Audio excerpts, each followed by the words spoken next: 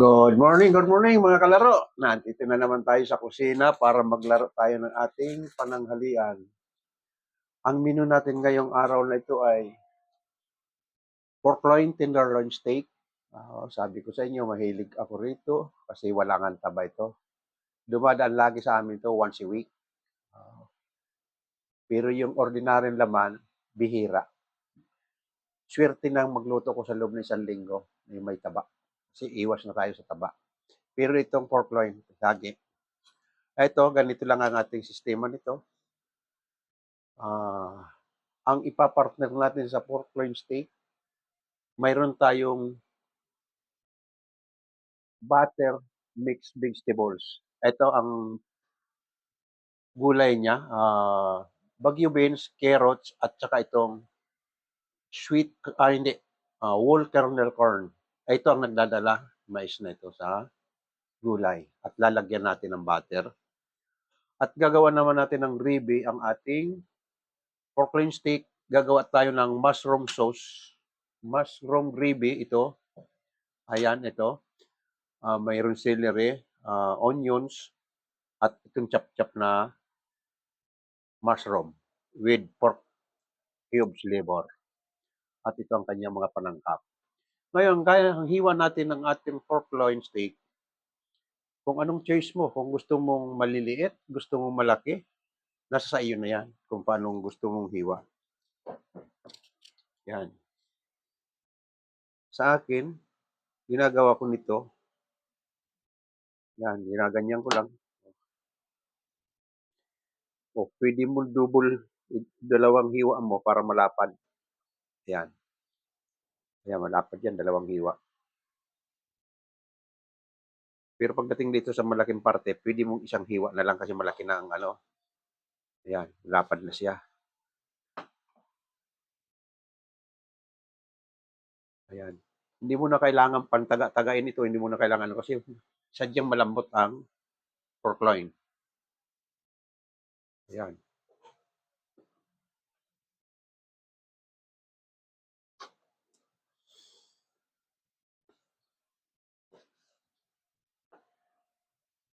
Ayan, pagdating dito sa parting medyo maliit na ulit, pwede mong dalawang hiwa.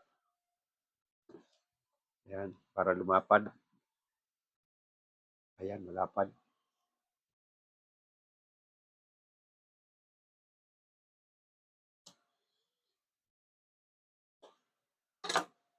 At ang kanyang pinagmarinitan ito, minarinate ko na, mayroon na akong ginawa rito, kaunting soy sauce at higit sa lahat, ito ang pang-stick talaga natin, North seasoning. Naluwang ko na yan. At itong black pepper.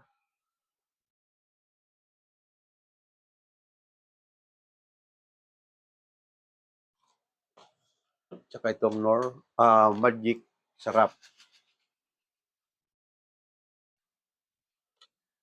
Ayan, ganyan mo lang yan. Hindi mo na kailangan i-marinate ng matagal ito steak. Kasi manipis lang naman ang pagkakahiwa. Papasukin agad ng pinang-marinate mo. Ayan, ganyan lang. So ngayon, punta na tayo sa kusina. Okay.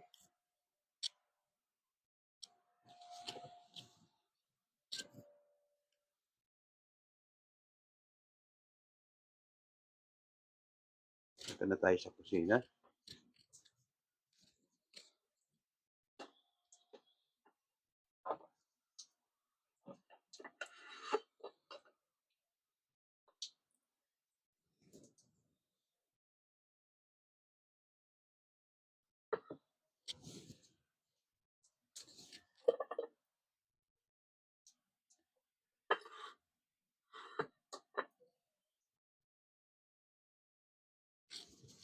Ito may nakaready na tayong mainit na kawali.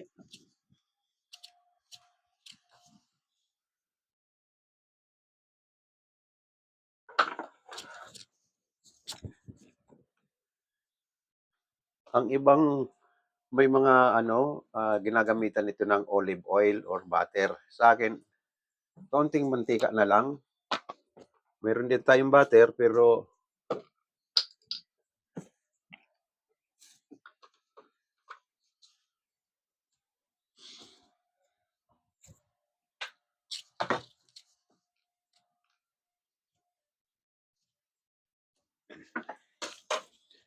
Ito, mainit na yung ating kawali kasi sasadyang sinindihan ko na ito kanina, parang minute.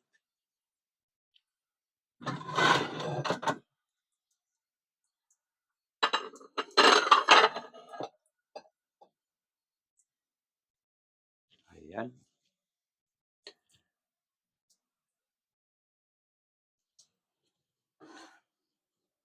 Ilagay na natin yung steak.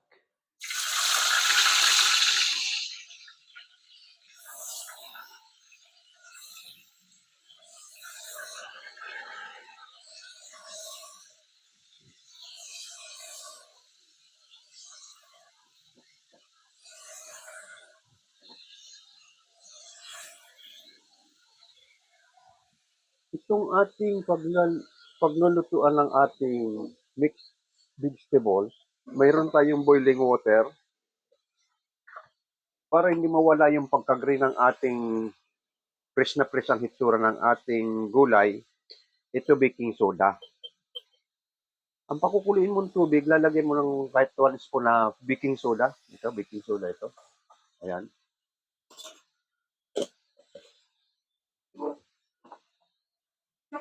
Bago mo ilaglag itong carrots, 5 seconds kasi na matigas naman ang carrots kaysa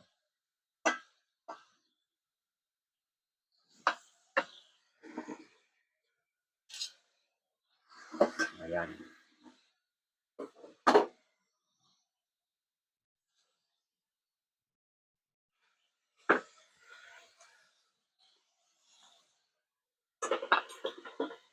Itong ating sweet corn, kernel corn,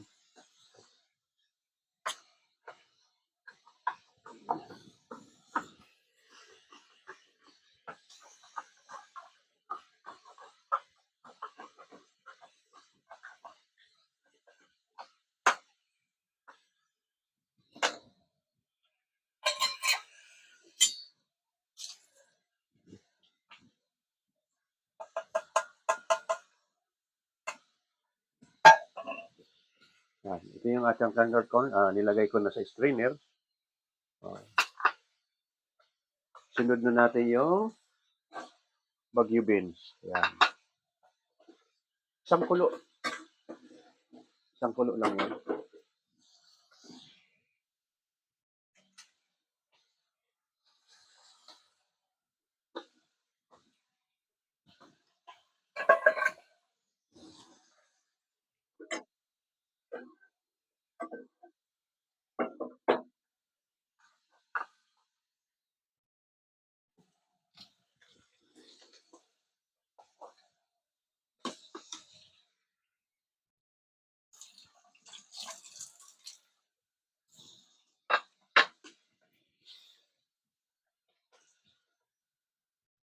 Ito natin.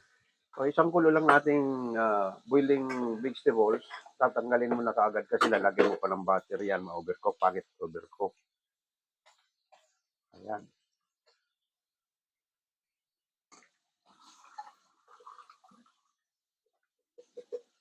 Ayan, kita mo, green na green pa rin ang kulay. Ganyan ang, yan. Bago ilagay na natin itong sweet corn, yung kernel corn, ito, buo-buo ito. At saka natin lalagyan ng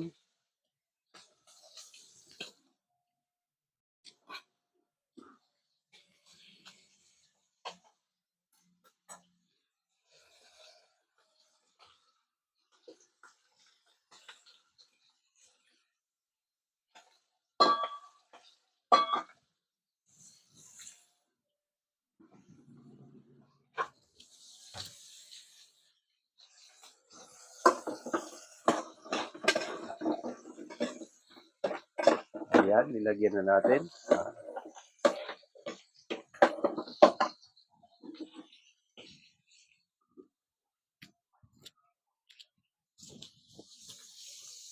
Timpla natin ng kaunting ground pepper yung ating vegetables. Kaunting magic. Ganun lang ang pagluto ng ating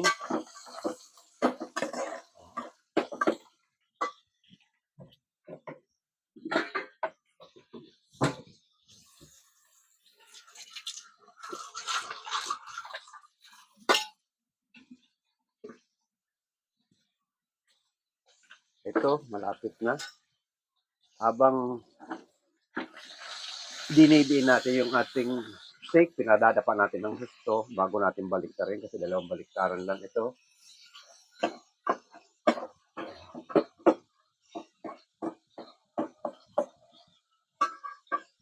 Ayan.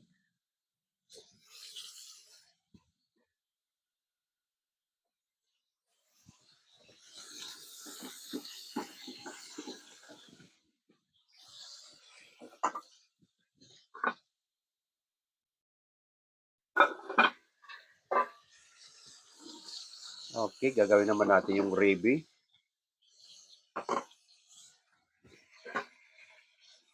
Gravy naman ang ating gagawin.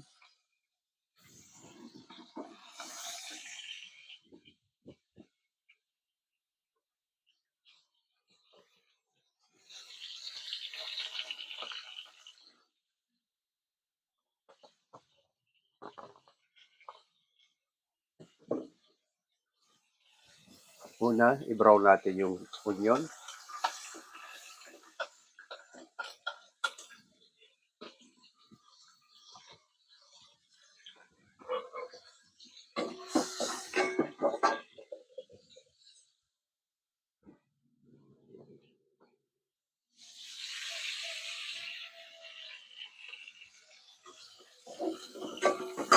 Ito yung ating steak, pwede nang baliktarin. Ayan.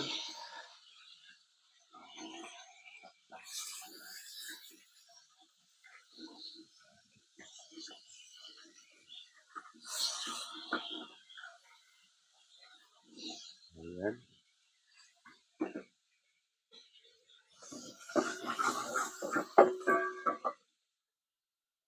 Ayan. Brown na yung ating onion. Sunod na natin itong celery at mushroom. Lagyan natin ulit ng butter.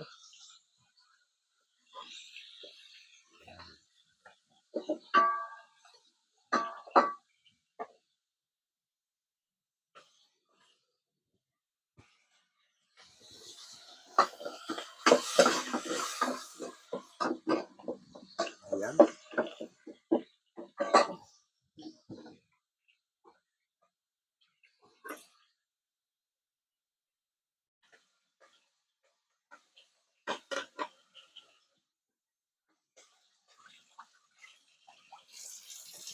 At yung pinagmarinitan ng ating steak, ilalagay natin sa gravy. Ayan.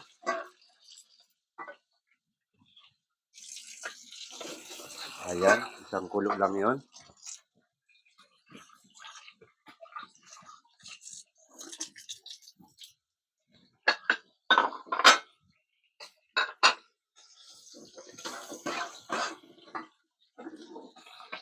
Ito na yung ating steak. Okay na yung pagka.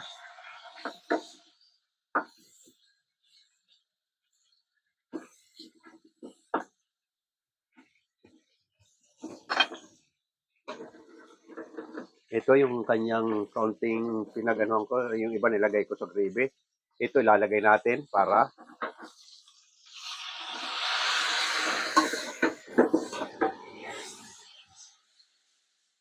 ayan ang steak natin. Kailangan ay paliliyabin natin sa apoy para yung lasa ayan.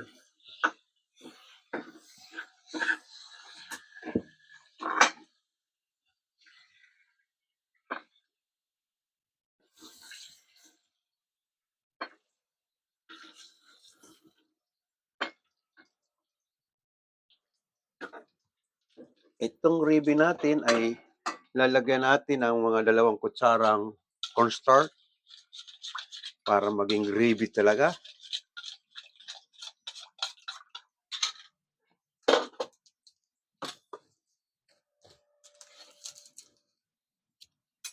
Lagyan muna natin ng pork cube para ayos yung lasa niya.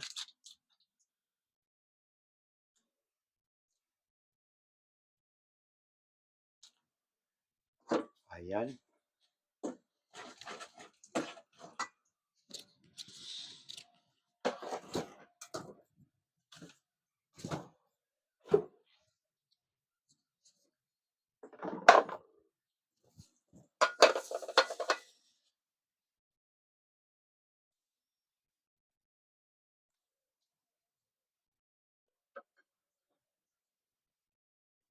Ayan, kulong-kulo na yung ating ano, yan, ilalagay na natin itong ating cornstarch.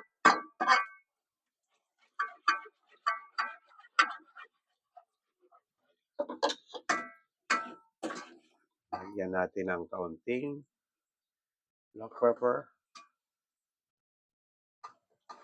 Ayan. Kaunting.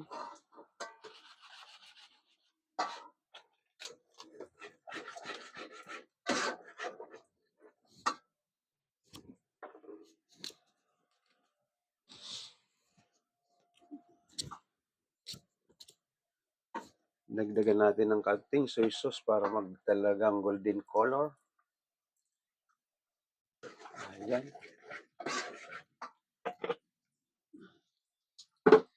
Kaunting, hindi nawawala itong ating Knorr seasoning.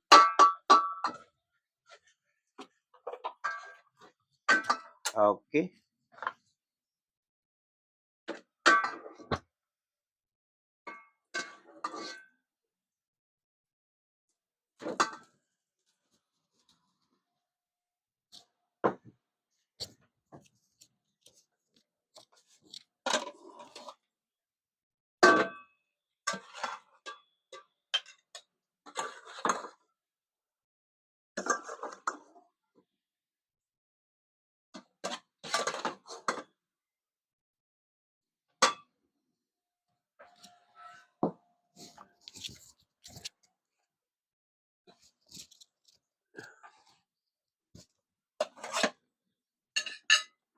Okay, punta na tayo sa dining.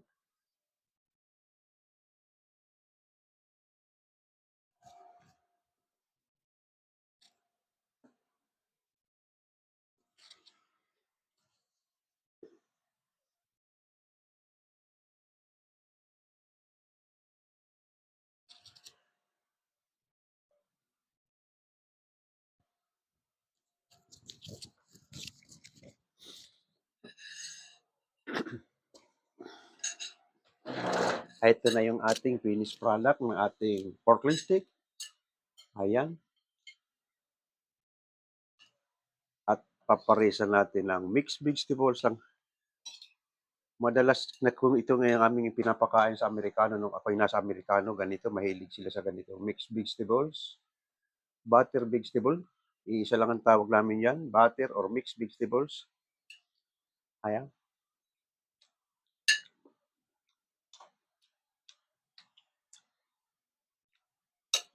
Ganun kalambot ang ating tenderloin. Tender na tender talaga. Sarap ng lasa ng steak. Ito, tayong mga senior, hindi na tayo kailangan pa magkanin pag mayroon tayong ganito. Ito ng partner talaga, mixed vegetable sa mga senior para hindi tayo ma-diabetic. Unang-una, walang taba yung ating pork loin. Pangalawa, mas mainam sa atin yung vegetables. Yan. Ayos na ayos ang match ang partner ng dalawang ito. Talaga ito lagi magkasama. Pag siniserve namin to, talagang ito ganito, magka-partner ko madalas. Or mas putito. Pwede sa mas putito.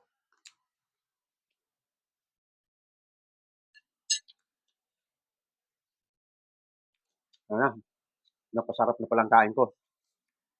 Mm. Okay, maraming salamat muli sa inyo dyan, sa mga taga-subaybay ko, lalo-lalo na sa aking sunod, sumusunod talaga sa gusto niyang matutong magluto.